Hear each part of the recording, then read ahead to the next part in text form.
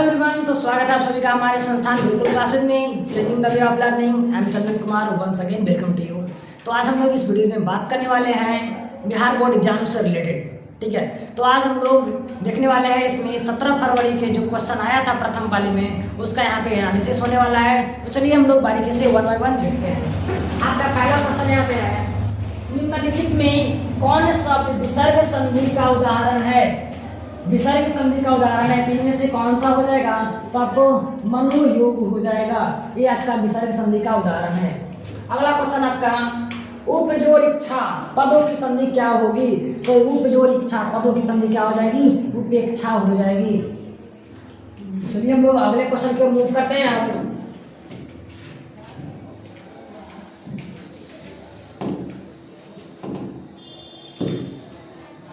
आपका अगला प्रश्न है, नारायण शब्द का संधि विच्छेद क्या होगा?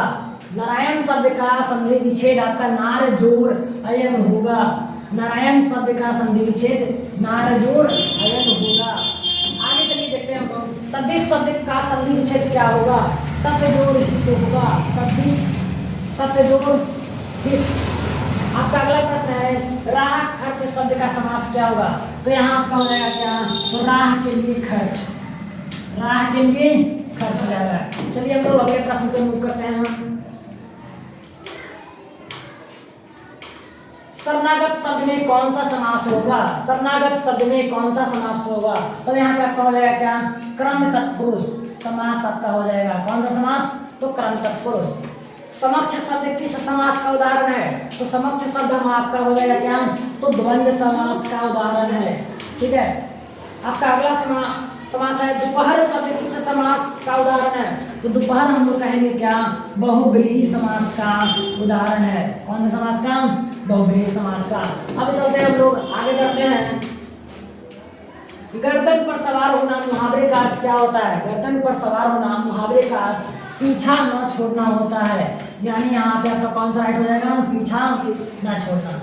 होनहार विद्वान के होते चिकने पात लोकोक्ति का अर्थ क्या होता है?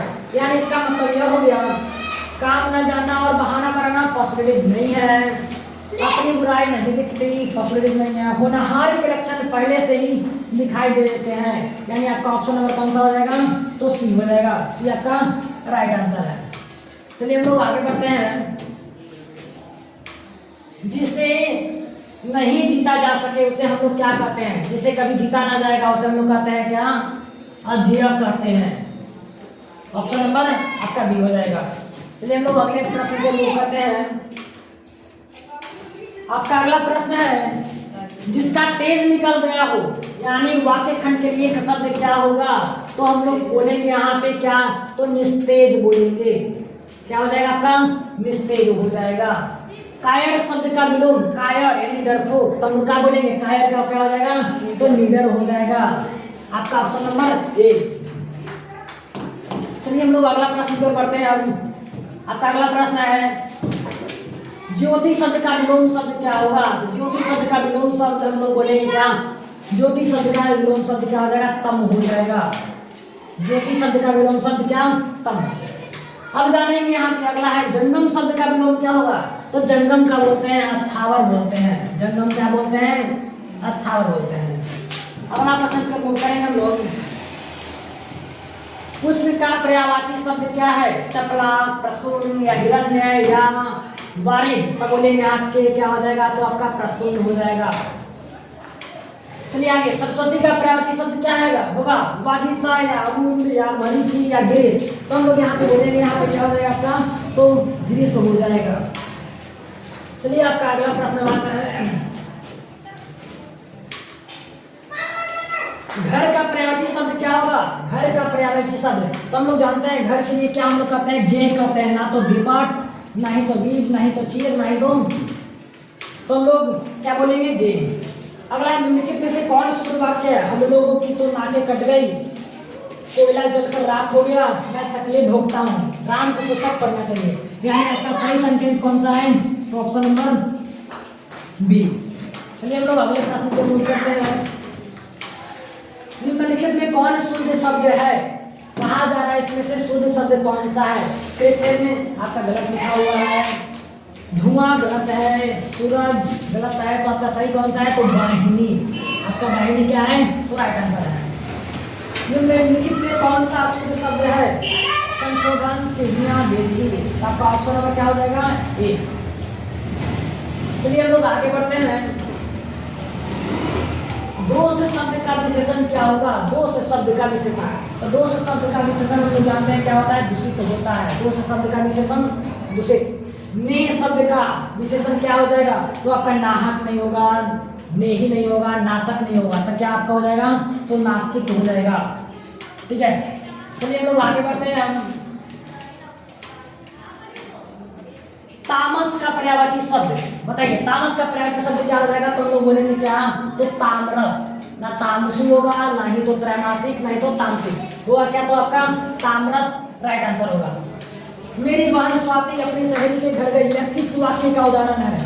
यानी इसे हम लोग कहेंगे मिश्र वाक्य तो है नहीं, संयुक्त तो है नहीं, संकेत तो है, तो बोलेंगे क्या है? हमारा सरल वाक्य है। चलिए हम लोग अगला प्रश्न की ओर मूव करते हैं। निम्नलिखित में से कौन सा कर्मवाच्य का उदाहरण है? राम विद्यालय जाता है, थकान के मारे चला नहीं जाता, मेरी बातों पर ध्यान दें, संगीत द्वारा रोटी पकाई गई है। हम लोग यहाँ बोलेंगे क्या? हमारा हो जाएगा आंसर राम विद्यालय जाता है। आप लोग मिलाते चलिएगा यहाँ पे। अगला क्वेश्चन आपका है पर्याप्त शब्द में कौन सा उपसर्ग लगा हुआ है? तो बोलेंगे यहाँ पे क्या? आपका प्र। अगला प्रश्न है आपका आघात शब्द में कौन सा कौन सा उपसर्ग लगा हुआ है? तो बोलेंगे आघात, आ, यानी यहाँ पे कौन सा उपसर्ग है? तो आ लगा हुआ है। चलिए आगे बढ़ते हैं हम लोग। कुपात्र शब्द में कौन सा उपसर्ग है? कुपात्र, यानी कुप या पात्र पॉसिबिलिटीज नहीं है, सो पॉसिबिलिटीज नहीं है, तो आपका कौन सा राइट आंसर है? तो कु। चलिए हम लोग आगे बढ़ते हैं यहाँ पे। लुटिया शब्द में कौन सा प्रत्यय है? या दीर्घई नहीं होगा, अ नहीं होगा, टिया नहीं होगा, तो क्या आपका हो जाएगा? तो या हो जाएगा। चलिए हम लोग आगे बढ़ते हैं। फुफेरा शब्द में कौन सा प्रत्यय है? फुफेरा शब्द में ना तो आ, ना तो एड़ा, ना तो रा, कौन सा आपका सही है? तो फेरा। पढ़ाकू शब्द में कौन सा प्रत्यय है? तो हम लोग कहेंगे ना तो कु, ना तो अकु, ना तो पढ़, क्या हो जाएगा आपका? आकू। चलिए हम लोग आगे बढ़ते हैं। अब मानवता किस शब्द का उदाहरण है? रूढ़, यौगिक या योगरूढ़ या इनमें से कोई नहीं, तो बोलेंगे क्या हम लोग यहाँ पे? रूढ़। चलिए अगला क्वेश्चन है खलिहान किस शब्द का उदाहरण है? खलिहान तत्सम, तद्भव, देशज या विदेशज, तो हम लोग बोलेंगे खलिहान कौन सा है? तो देशज। चलिए आगे बढ़ते हैं हम लोग। अगला प्रश्न को मूव करते हैं। खटास, खटास किस संज्ञा का उदाहरण है? तो व्यक्तिवाचक, जातिवाचक या समूहवाचक, तो बोलेंगे खटास, कितना खट्टा है भाई, तो कहेंगे भाववाचक संज्ञा का उदाहरण है। अगला है आपका निम्न में से व्यक्तिवाचक संज्ञा का उदाहरण कौन सा है? कड़ाई, दानव, पारिजात पॉसिबिलिटीज नहीं, दाल पॉसिबिलिटीज नहीं, कड़ाई नहीं, तो आपका क्या बच जाएगा? तो दानव। चलिए आगे हम लोग बढ़ते हैं। साप्त शब्द का स्त्रीलिंग कौन सा होगा? तो साप्त शब्द का हम लोग बोलेंगे सपनी बोलेंगे, ये आपका राइट आंसर है। चलिए हम लोग आगे बढ़ते हैं। हम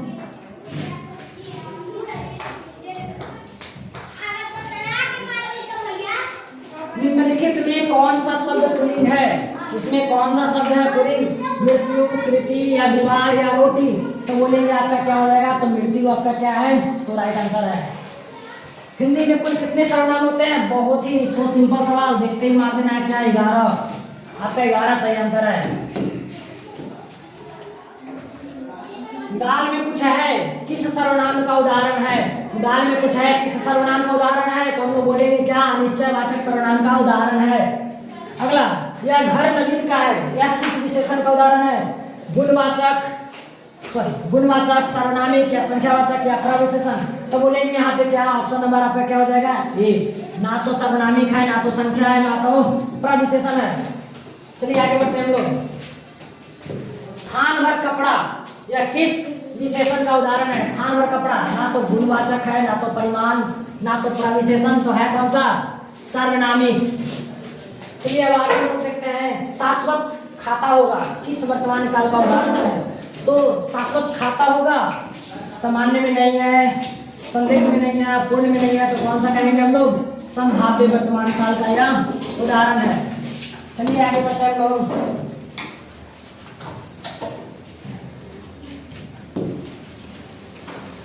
आपका अगला प्रश्न है, निम्नलिखित में से कौन वाक्य या कर्मक क्रिया का उदाहरण है?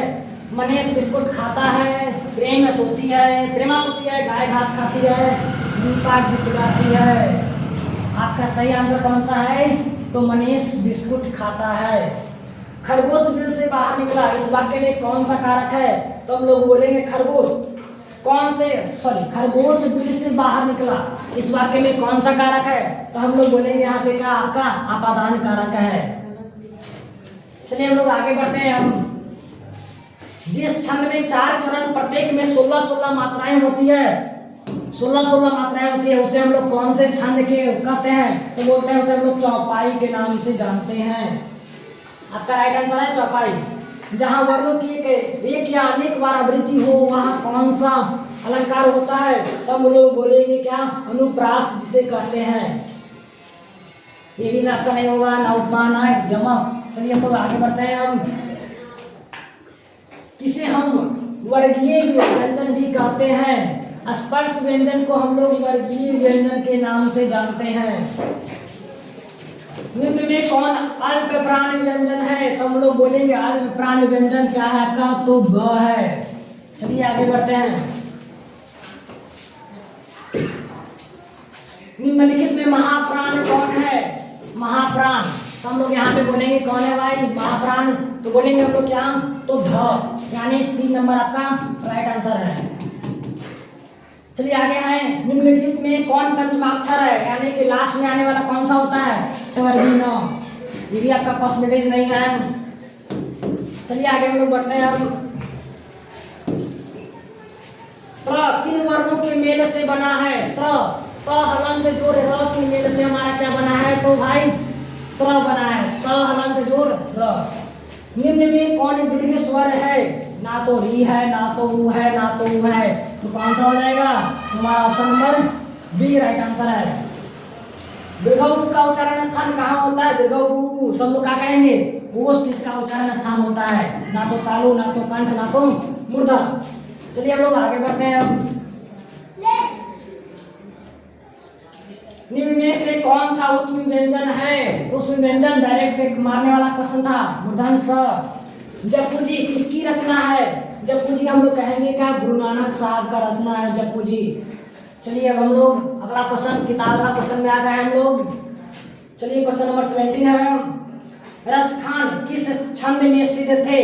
सवैया में, धनाक्षरी में, या कवित में, या सवैया में? तो हम लोग बोलेंगे क्या? तो आपका सवैया में। चलिए आपका अगला प्रश्न, किसे जीर्ण जनपद नाम के काव्य लिखा जिसमें ग्रामीण जीवन का यथार्थवादी चित्रण है? सुमित्रा नंदन पंत, या बद्रीनाथ चौधरी, प्रेमधन ने, या घनानंद ने, या तो हमारा? तो बोलेंगे यहाँ पे प्रेमधन ने। आपका रसखान भी नहीं होगा, किताब वाला सबके सब क्वेश्चन है। चलिए अगला क्वेश्चन को मूव करते हैं हम लोग। घनानंद किस भाषा में लिखते थे? तो बोलेंगे घनानंद डायरेक्ट ब्रज भाषा में लिखते थे हम लोग। घनानंद कौन से भाषा में? तो ब्रज भाषा में। सुमित्रा नंदन पंत की माता का नाम क्या था? आनंदी बेन, या मनोरमा देवी, या सरस्वती देवी, या तो हमारा सरला देवी? तो बोलेंगे क्या? तो सरस्वती देवी। चलिए हम लोग अगला क्वेश्चन को मूव करते हैं। हम रामधारी सिद्धिकर जी का जन्म कहाँ हुआ था? बहुत ही सिंपल सवाल। ऑप्शन नंबर आपका कौन सा हो जाएगा? तो ये बेगूसराय बिहार में। किनके पिता एक प्रख्यात पुरातत्ववेत्ता थे? यानी कौन सा? सचिदानंद हीरानंद, या वात्स्यायन अज्ञेय, या सुमित्रा नंदन पंत, या कुंवर नारायण के? तो हमारे ऑप्शन नंबर कौन सा? तो डी। चलिए हम लोग अगला प्रश्न को मूव करते हैं। एक वृक्ष की हत्या शीर्षक कविता के कवि कौन थे? यानी वीरेन डंगवाल, या दिनकर, या सुमित्रा नंदन पंत, या कुंवर, या तो बोलेंगे कुंवर नारायण। यानी ये आपका क्या थे? तो शीर्षक एक वृक्ष की हत्या शीर्षक के कविता के कवि थे। चलिए आगे हम लोग बढ़ते हैं। जिज्ञानंद दास किस भाषा के सम्मानित कवि थे? उड़िया, अवधी, या बांग्ला, या तो बिहारी? तो बोलेंगे अवधी। अब आ गया तुम्हारा ये अवधि नहीं बल्कि यहाँ आपका बांग्ला भाषा है, ठीक है। चलिए आगे हम लोग देखते हैं बीजाक्षर किसकी रचना है। बीजाक्षर,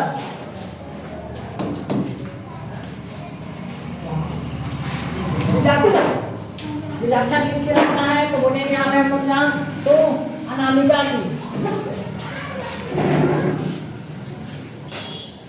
सामने में आ रहा है, ठीक है। रेनर मारिया रीलके का माता का नाम क्या था, या सोफिया या मारिया, तो कोई पॉसिबिलिटी नहीं है, तो क्या हो जाएगा आपका सोफिया।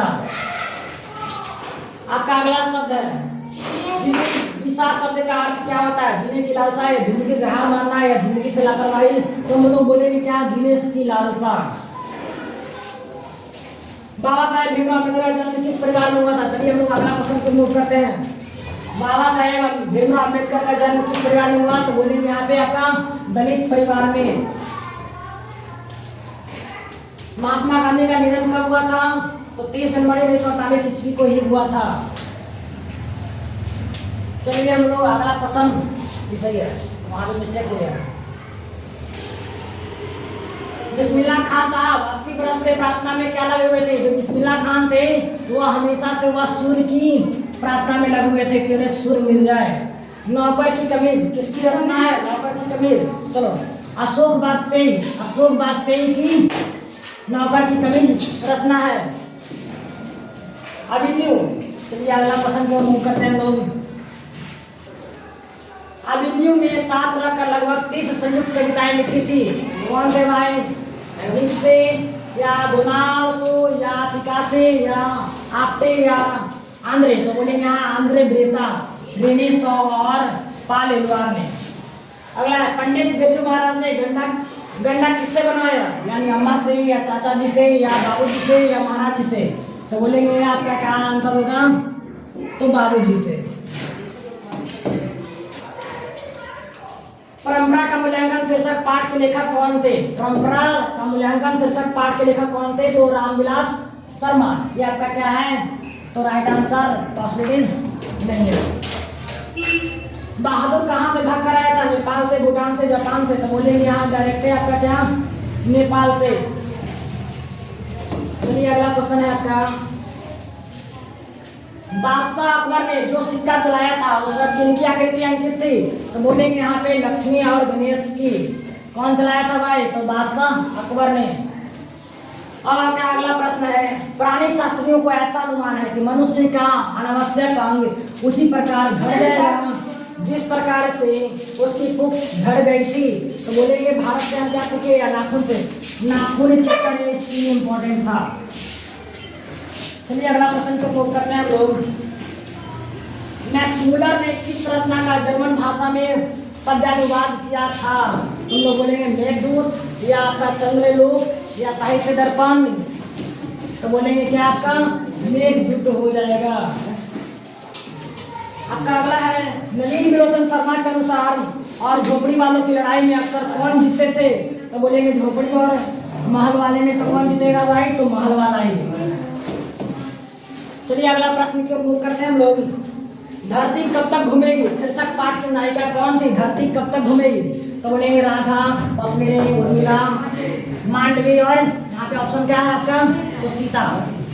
आगे है, पापा पति लगभग कितने साल के थे, तो बोलेंगे पापा पति 10 साल नहीं, 11 साल नहीं, तो आपका ऑप्शन क्या हो जाएगा तो 12 साल।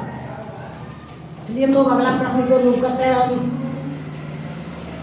माँ शीर्षक पाठ के लेखक कौन है, माँ शीर्षक पाठ के लेखक कौन है, तो बोलेंगे यहाँ पे श्रीनिवासन सातकोड़ी होता है, सावर दैया, आपका पॉसिबिलिटीज क्या है तो ईश्वर पेटलिकर। माँ जी के पास आंगन में बैठकर मगम्मा क्या खाते थे, दही या पान सुपारी या मिठाई या रोटी सब्जी, तो बोलेंगे यहाँ पे क्या पान सुपारी। आपका अगला प्रश्न है, अरे कहावत है दवा करने को मसान ही लगता है, यह कथन किसका है, तो बोलेंगे आपका ऑप्शन नंबर कौन सा हो जाएगा, मगम्मा कहती है या नजम्मा या रगम्पा या माजी, तो बोलती है कौन तो मगम्मा। आपका अगला प्रश्न है, रसूलनबाई कौन थी? अभिनेत्री थी या लेखिका थी या कवित्री थी या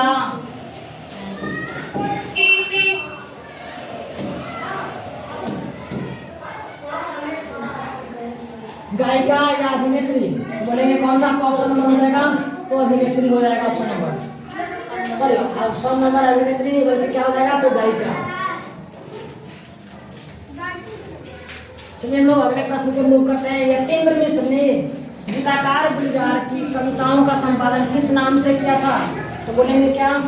तो थाती, पॉसिबिलिटीज नहीं, देवप्रिया, गिरिजा, तो बोलेंगे क्या? या जुलाहे। आपका ऑप्शन नंबर सी।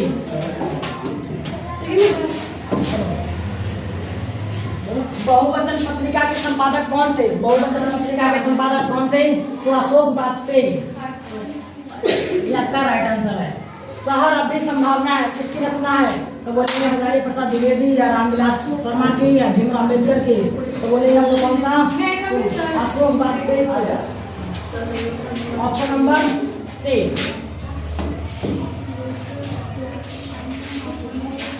निम्नलिखित में किस पाठ की विद्या निबंध है? आपका ऑप्शन कौन सा हो जाएगा यहाँ पे?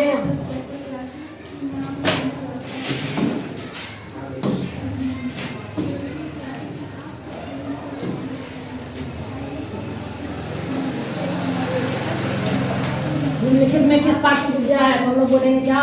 नाखून क्यों बढ़ते हैं।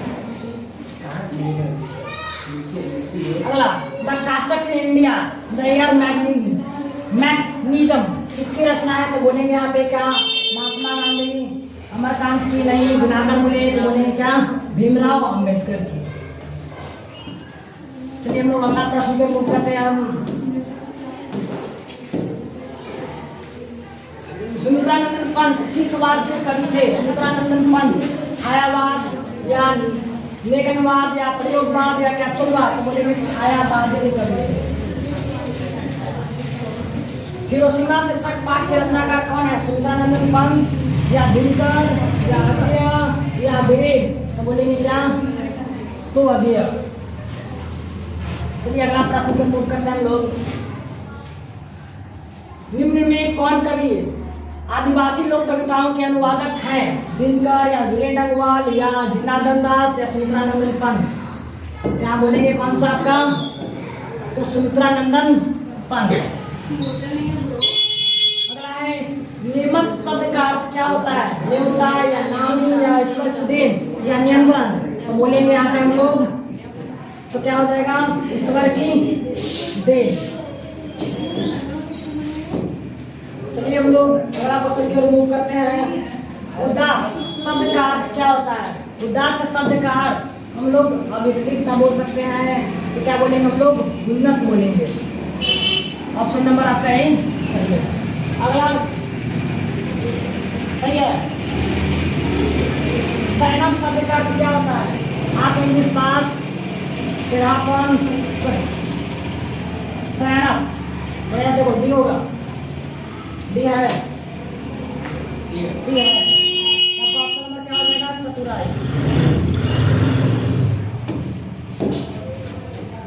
और थर्ड लास्ट आपका आ गया है। गुरु नानक को किस मुगल सम्राट को मुलाकात हुई थी?